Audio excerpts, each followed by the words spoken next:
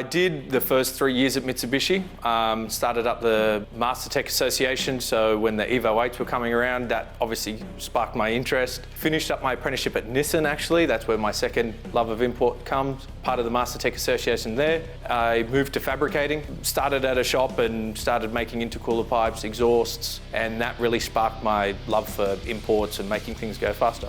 Well, I actually had to leave that fabricating job. I got a bone condition, so I couldn't use my body as well as I wanted to. So I tried to use my brains a little bit more. The next logical step was European cars because no one wanted to work on a European car. They were just too hard, too difficult, too much wiring. Fault diagnostics was really tricky, so I moved to a large dealer that specialised in about 30 different makes. You know, top-end Aston Martins, Lamborghinis, Bentleys. That's awesome. That's every tech stream. But the thirst for knowledge was still there, and I wanted to be my own boss. I moved out and started a mobile business, driving all over Sydney. I learned so much in those few years, but even that had to come to an end at some point, and I needed to go the next step. One of the scariest things of starting a business is overheads is probably the biggest thing. Second is client base. You want to make sure that the clients are coming in. I was fortunate enough to do quite a lot of work at Euro Prestige, and the opportunity came up to buy the business running.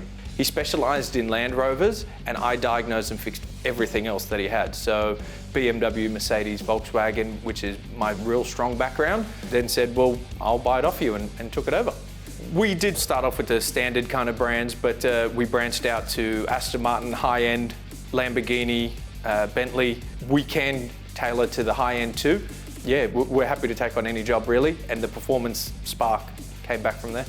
So we do start off with basic servicing, performance air filters, exhaust. A lot of it is still tuning. We can do DSG tuning, engine performance tuning. Given the area, there is quite a bit of space around us, and a lot of people have diesels, so we do a lot of diesel tuning. I've always wanted an S14 since I was a teenager. An opportunity came up with one with an RB in it already. It was pretty rough, it wasn't running. Coming back to my diagnostics days, that was just a perfect little challenge to find out what's going on. And that really just seemed to spark the Japanese bug back, and yeah, it just took off from there. The worst part was they kept coming up saying, oh, who built this?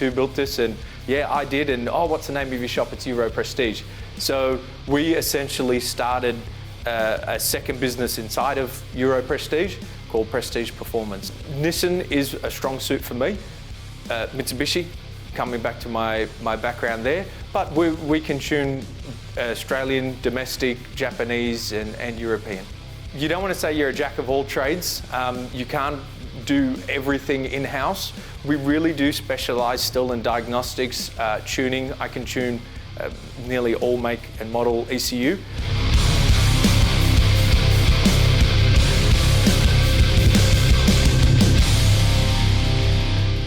I've got a 94 Nissan Skyline GTR. I wanted to showcase a engine management package. There's a lot of shops out there that are offering great packages, but I wanted to do some of my own R&D, trying to showcase what we can in that. That is my favourite car too. So the S14 definitely holds a special place in my heart. We've done everything from ground up. That does have an RB25 in it. That's a fully built motor. Scat rods, we still run a standard crank. We've got mild pistons, Kelford 272 cam, fuel system ID 1350s, Walbros triple 460, pretty standard combo there. Turbo, we've actually got a MTA 700, which is a bit of a dinosaur. It is based off the 3582R. It's quite old on a stainless manifold with a Turbo Smart 38mm gate. The gearbox has got a Speedtech larger gear set in it, runs a GDR diff. It's got a full Haltech catalogue. I've got engine protection set up on that, E85. Triple pump. That makes about 500 kilowatt. I wanted a JDM car, but I wanted to keep aircon. I wanted to keep power steering, heated seats. I wanted something my wife could drive. And the next logical step was a Lexus. So I got an IS 300 with a 2J in it.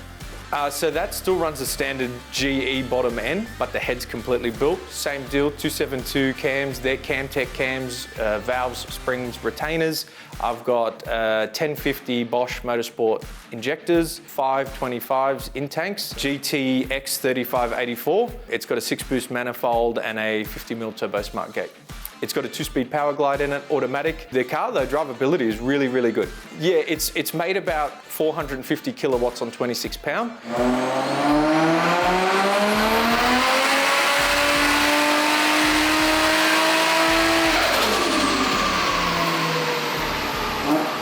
The GT40 came about from a good customer of ours. She's actually got a AMG CLA 45 that she brings to us to do all her general maintenance. It's got a Toyota 1UZ FE in it, 8 individual throttle bodies. It runs a Microtech ECU. The Lamborghini is special because it's a Balboni. You can tell from the big stripes down the middle. There's only 250 ever made. It's from Valentino Balboni, the test driver of Lamborghini, and it's special because it's only rear-wheel drive. So it's a whole lot to handle on the road. James is a great customer of ours that was happy to give us the opportunity to supercharge it, and we've fitted a VF Engineering supercharger kit on it. The kit's very well made. There is a lot of R&D that goes into it.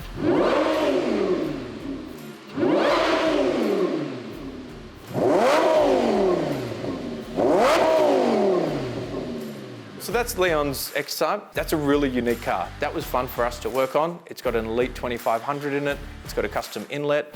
It has a custom fuel system in it. He does track it because it's 4-wheel drive. So that's quite unique. There's not too many around. The main special thing about that, it's manual. So we've converted it from automatic to manual. Max has got a Suzuki X90, which is already pretty rare to start off with. But the car is at a full Land Rover swap. It's a 3.5 litre V8. It came to us because of the Land Rover running gear, and he wanted it running right. It was never running as well as it should. 4-wheel drive customization was already set up in the car, but we're adding on to it, and we're actually lifted it about 4 inches from what it came in initially. It's definitely unique, and it is engineered. So it does drive around. You might see him, and he plans on towing a big trailer with it. So if you see him driving down the road, that's came from here. Adriano's Evo, Red Rocket, most people know it. We've actually been friends for over 25 years. We were neighbours. Darnell got back in touch with me when he owned a E92 M3. I tuned that. We did a few other little bits and pieces to it, but he had the JDM bug bite him too, and bought an Evo. With the Evo, it was brought to us to finish off a fuel system. We saw it a few years ago, got it all up and running, and Adriano and myself have always still been in contact, seen each other at racing events and whatnot, and I explained to him how I was starting up Prestige Performance. He decided to bring the car back. Great to be reunited. The car's a great platform, what he has already, but we are trying a different package. He is running the latest G42 Series Garrett on it. Engine management's already got the M-Tron and everything, so we are running a different head on it, and we'll, once we get it up and running, we'll love to see what it does. So the car is the fastest 4-wheel drive at Cootamundra, which is some pretty big boots to fill, that's for sure. So if he wants to go back and try to beat that record, I'm happy to give it a red hot, but we'll let the car speak for itself.